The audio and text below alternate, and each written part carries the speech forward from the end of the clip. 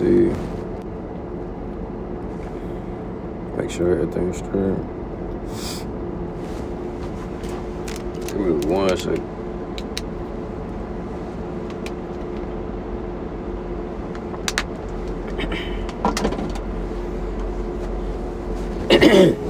Alright, Shalom.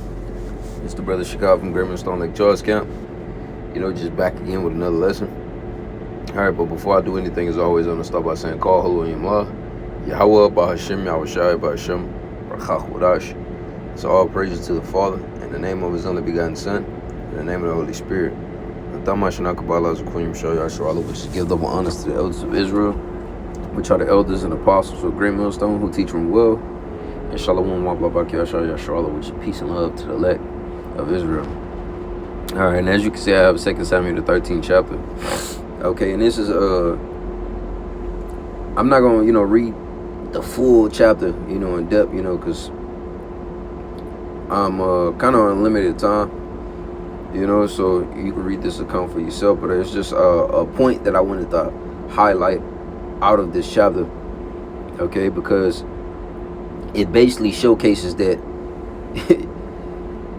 your judgment will come, okay?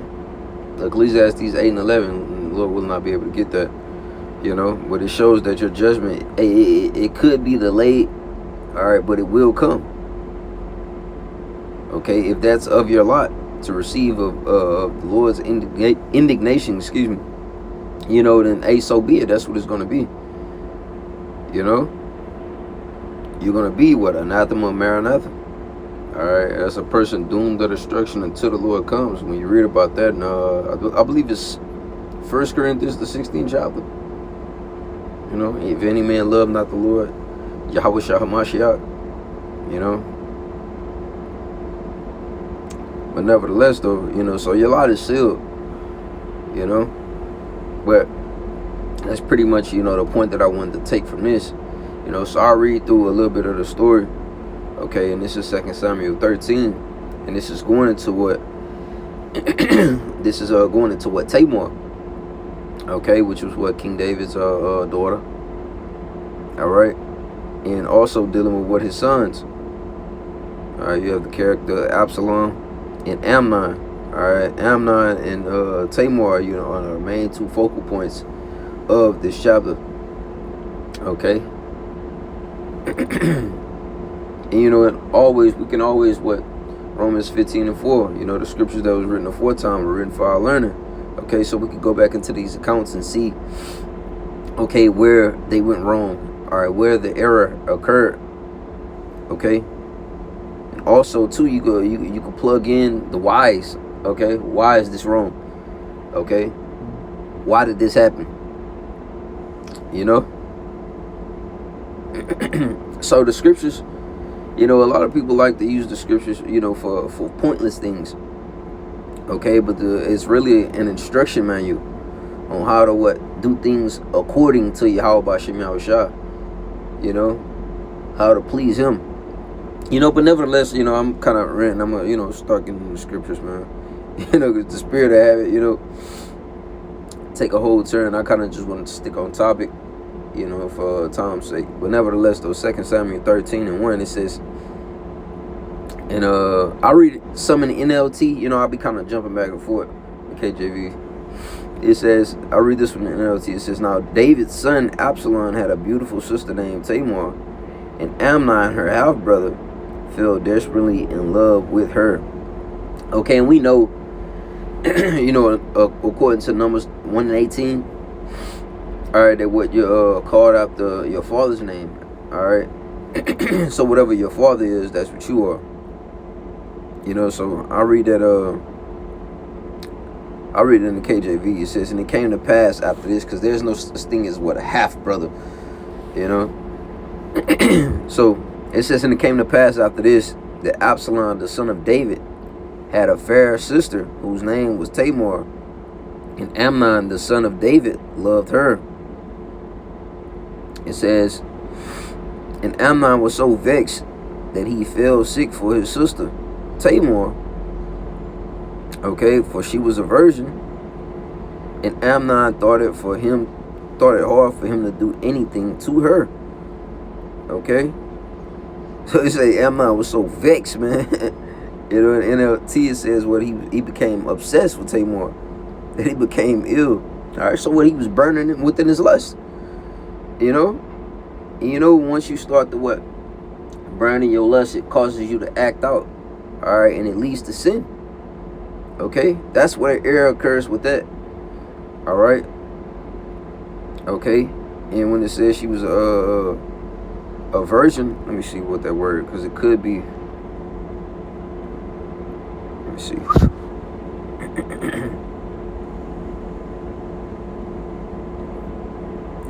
Oh, it would start bugging out, not loading. Let's see.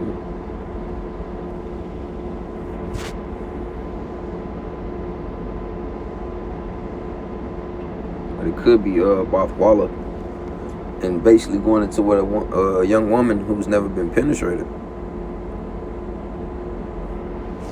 Okay, it's probably not gonna show.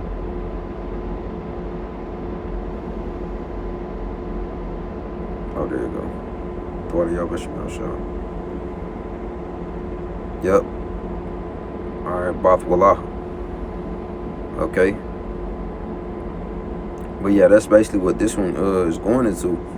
All right.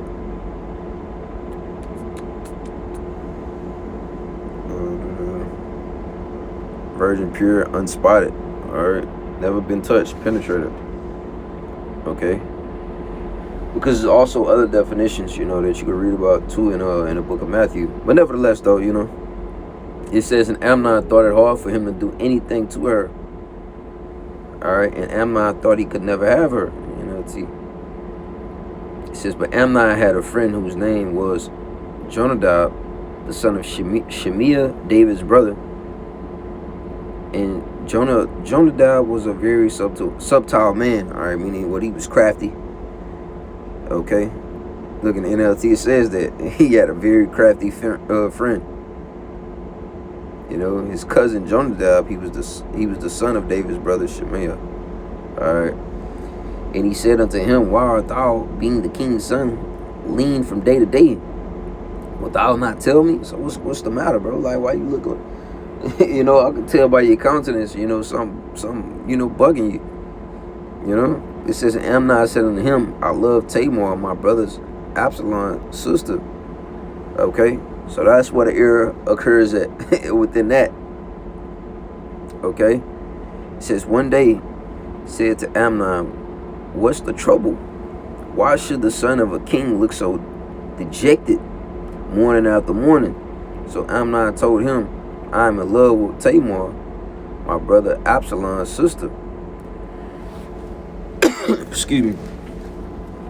It says, and Jonadab said unto him, lay thee down on thy bed and make thyself sick. Because remember, it said that he was a crafty dude, so he's devising a plan, you know, so Amnon can act, you know, on his flesh, you know. So it says, lay thee down on thy bed and make thyself sick, and when thy father cometh to see thee, say unto him, I pray thee, let my sister Tamar come and give me meat. Oh, excuse me. And dress the meat in my sight, that I may see it and eat it at her hand. All right. And then Tia says, well, Jonadab said, I'll tell you what to do. Go back to bed and pretend you are ill. When your father comes to see you, ask him to let Tamar come and prepare some food for you. Tell him you'll feel better if she prepares it as you watch and feeds you with her own hands. All right, so this dude was crafty, man. Jake, what, wise to do evil? All right, it says, so Amnon lay down and made himself sick. And when the king was come to see him, Amnon said unto the king, I pray thee, let Tamar my sister come and make me a couple of cakes in my sight, that I may eat at her hand. You know, so basically it happened. Let me see. I'm gonna kind of skip around a little bit.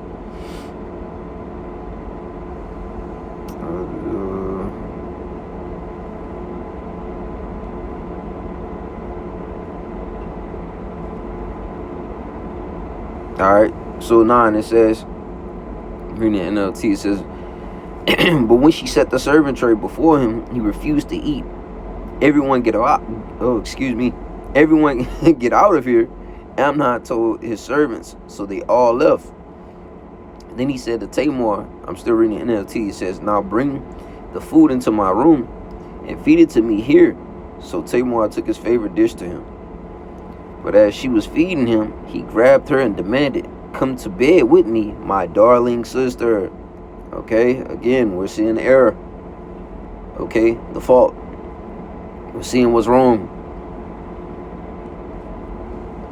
Okay. It says, no, my brother, she cried, don't be foolish. Don't do this to me. Such wicked things aren't done in Israel. All right, because what Israel had, a sense of a moral compass. Israel had the law, statutes, and commandments that allowed us to govern ourselves, okay, according to what? A certain pedigree, man. All right? Because if you think about it, all right, what was the issue with Lot? Okay? When his daughters came and laid with him. Okay, the issue was that was incest, man. Let me see, cause I got some in chat too that I wanted to read. It's a table, kind of highlights everything. But let me see, this Leviticus 18.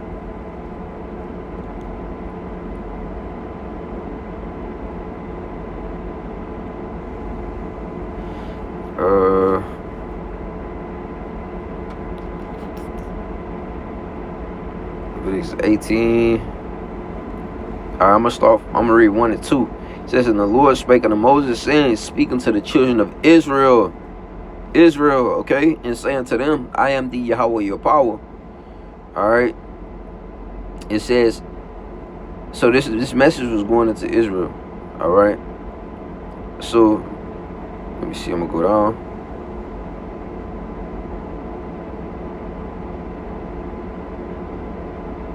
5. It says, ye shall therefore keep my statutes and my judgments, which if a man do, he shall live in them. I am the Yahweh. None of you shall approach to any that is near of kin to him to uncover their nakedness.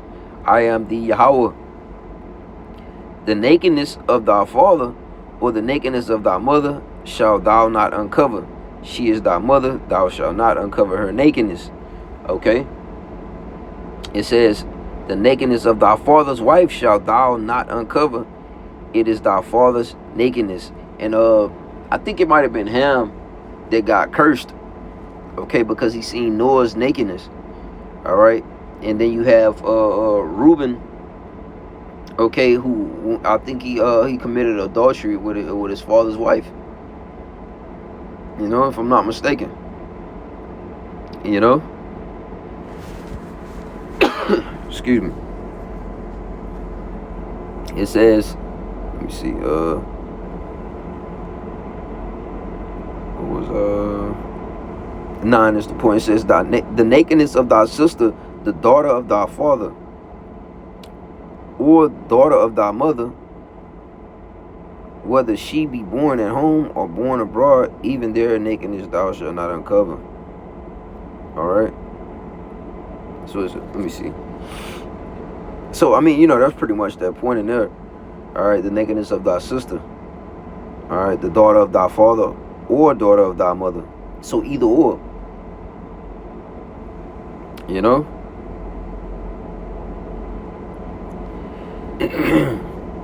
See,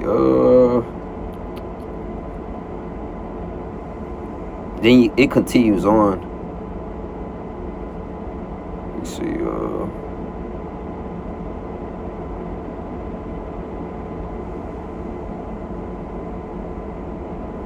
let me see, because there's one more thing.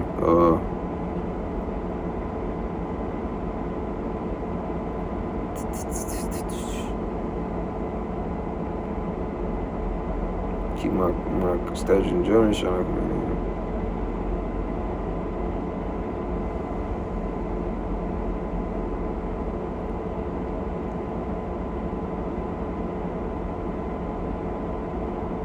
Might read 29 and 30.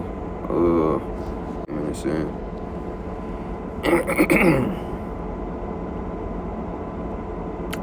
I'll read verse 29. It says, "For whosoever shall commit any of these abominations," so they're abominations in the sight of the Lord. All right. "Even the souls that commit them shall be cut off from among their people. Therefore shall ye keep mine ordinance, that ye commit not any one of these abominable customs which were committed before you, and that ye defile not yourselves therein. I am the Yahweh your power." Okay, so that's why she made the statement that she made. Okay, "For no such thing ought to be done in Israel. Do not thou this folly." You know, she called it folly. You know. All right, so let me see. 13, it says, "And I, whither shall I go? And whither shall I cause my shame to go? And as for thee, thou shalt be as one of the fools in Israel. Now therefore I pray thee, speak unto the king, for he will not hold me from thee." You know? So she like, hey, getting on his ass, like, hey man, hey bro, shake back. All right? You gonna get both of us, you know, knocked off, man. You know? Well, 14. All right? This is the point. It says, "Howbeit he would not hearken unto her voice, but being stronger than she, forced her and lay with her." Okay? I'm not gonna read it in the NLT. You know, but you see it. All right? So that's basically, you know, what happened. Okay? He started burning in the flesh. All right, and he let his lust get the best of him, man, to what he committed a wicked act. All right? Something that's considered to be an abomination in the sight of the Lord. Okay? Let me see. And basically what, hey, she became defiled, man. You know? Let's see,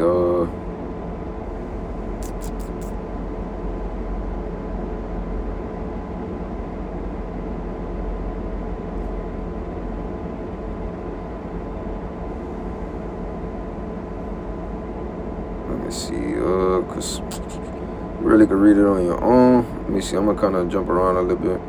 Then also too, I'm gonna go to that chat that I had.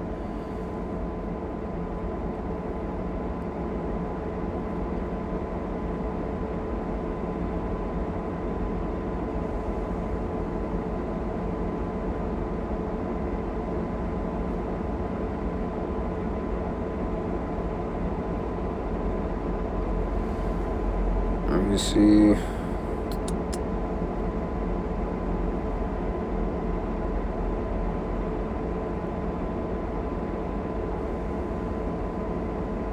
So I'm gonna read 23, then I'm gonna jump down.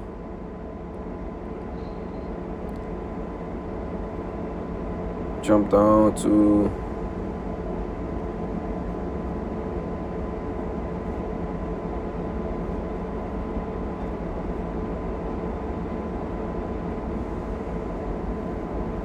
I might just read all the way down to 29. You know, cause Jake, I ain't necessarily trying to rush the spirit, but it's just, you know, it's about to be that time to start moving. And so I'll read 23 to 29, and I go to the table and chat. You know, I'll go from there. So this is 2 Samuel 13 and 23. It says, "And it came to pass after 2 full years." All right, so 2 years later. All right, that Absalom had sheep shears in Baal-Hazor, which is beside Ephraim, and Absalom invited all the king's sons. And Absalom came to the king and said, "Behold, now thy servant have sheep shears. Let the king, I beseech thee, and his servants go with thy servant." And the king said to Absalom, "Nay, my son, let us not all now go, lest we be chargeable unto thee." And he pressed him, howbeit he would not go, but blessed him. And said Absalom, "If not, I pray thee, let my brother Amnon go with us." Mind you, this is two years later. Okay, and up above it said that what Absalom hated Amnon. Okay, after, you know, the situation that happened. Okay, it says, "And the king," and you're supposed to what, you know, feel that way, you know, after seeing wickedness be done. You know, case in point, just look at, you know, why the prophets are vexed day to day with the filthy conversations of the wicked, man. You know, in our time, man. All right, because we seen how far left field everything is. Okay. After having this cancer rule. All right, for a season. Let my brother Amnon go with us. And the king said unto him, why should he go with thee? But Absalom pressed him that he let Amnon and all his king's sons go with him. Excuse me. It says, now Absalom had commanded his servants, saying, mark ye now, when Amnon's heart is merry with wine, all right, so when drunk, you know, and when I say unto you, smite Amnon and kill him, fear not. Have not I commanded you? Be courage and be valiant. Okay. Let me see.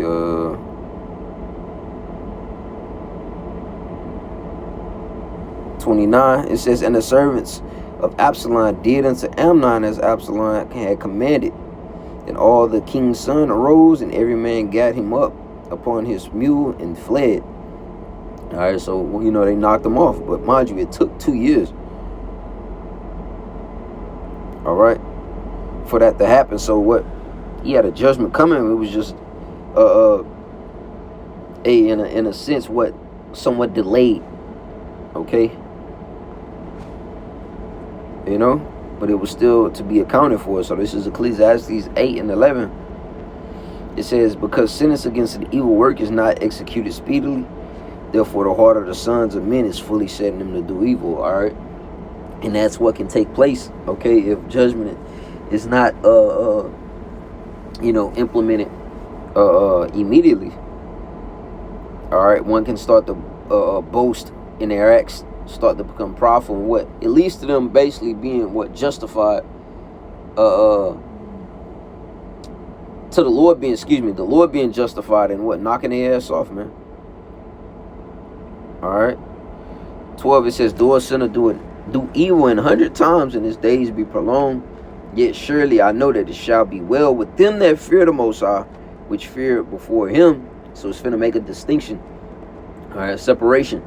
It says, but it shall not be well with the wicked, neither shall he prolong his days, which are as a shadow, because he feared not the Most High. All right, so what? That judgment will come. Okay, it don't matter when it come, it will come. You know, so the same thing for 2/3, you know, in today's time. All right, the judgment will come. All right, whether it be, you know, whatever plague, pestilence, or famine the Lord sends them over to, but also that second death, which is going to be by thermonuclear fire. All right, because that's that ultimate judgment, man. You know. So let's see. So, and I asked chat, you know, how is it a sin to point out what's wrong with the story using the Levitical law, explain using scriptures. All right. So let's see. It brought out the Leviticus. All right. Let me see.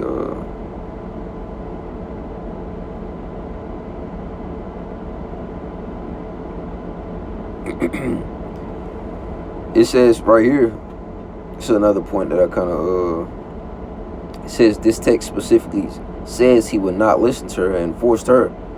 It says the law distinguishes between consensual sexual relations and a woman being forced. Okay.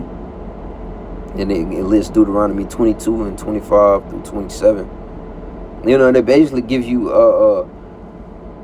how to handle if that situation was to occur, whether a woman would have been betrothed, or, you know, if she was if she wasn't, you know, you would have to basically pay the father, you know, and you couldn't give her a bill of divorcement, you know. So it was giving you a process of how to handle that situation if it occurred, you know. And that's what's, you know, so good about, you know, the law. All right, it helped be a solution. It helped be a solution, you know, to many problems, man. You know, it kept order within everything. You know? So that's the difference between, you know, what the law in today's time with Esau Edom. Okay, Esau's laws are his democracy, everything that he governs, you know, his kingdom by is not set up in righteousness, man. You know? So yeah. And another thing too with this Deuteronomy 22, because it's a sensitive topic, but no way, shape, or fashion saying, okay, yeah, this is okay to do in today's time. You know? We're just saying according to the law. Alright? It's giving you how to handle that situation if it occurred. Alright? Let me see. Let's see. It was a table that they had in here. See, this is what I referred to. You know.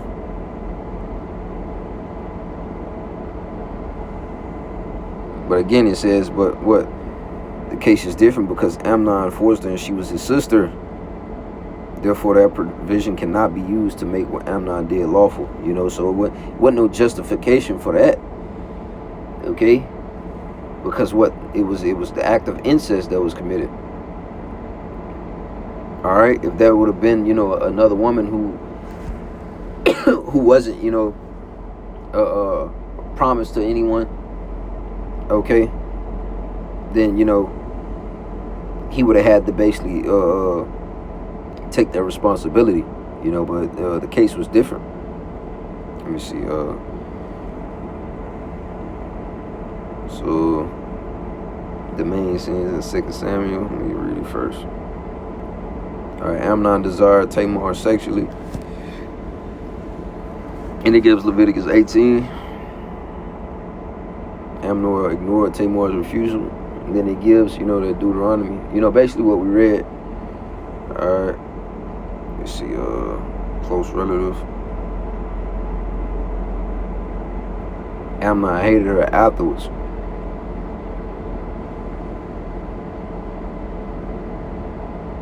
You know? It's a scripture in James that speak about when you become enticed, how it leads you to sin. You know, I'm not gonna get it, you know. You know, just gotta start getting rolling, man. You know, but nevertheless, you know, that was pretty much it. You know, you could read the story, you know, fully within its entirety. All right, to get all the full details out. You know, I just kind of wanted to hit some of those main points and jump around. You know, so hey, Lord willing, this lesson was edifying.